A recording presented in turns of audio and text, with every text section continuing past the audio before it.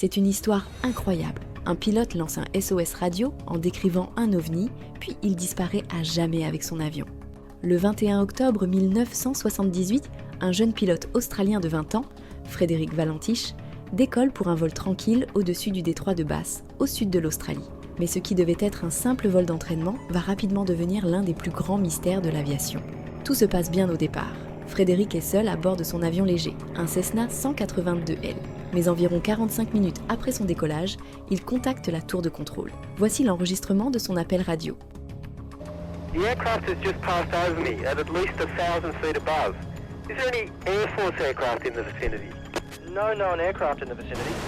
Seems to be playing some sort of game. He's flying over me. Can you describe the aircraft? As it's flying past, it's a long shape. Cannot identify it. It has such speed. It's before me right now, Melbourne. How large would the object be? Seems like it's stationary. What it's doing right now is orbiting. The thing is just orbiting on top of me.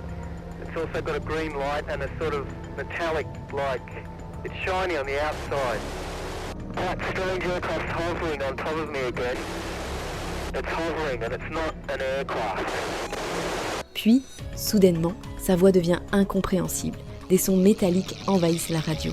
Et silence total. L'avion de Frédéric disparaît. Aucune trace de l'appareil, aucun débris. L'armée australienne lance des recherches massives, mais l'avion et son pilote sont introuvables. Alors, qu'est-il arrivé à Frédéric Valentich? Un accident? Peut-être. Mais aucun élément n'a jamais été retrouvé. Et cette description de l'objet volant, c'est là que tout devient encore plus étrange. Des témoins, ce soir-là, affirment avoir vu des lumières dans le ciel, semblables à celles décrites par Frédéric.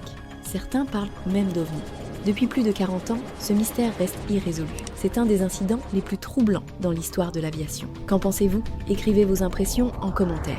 Cliquez sur le pouce si vous avez aimé cette histoire et abonnez-vous pour ne pas rater notre prochaine vidéo.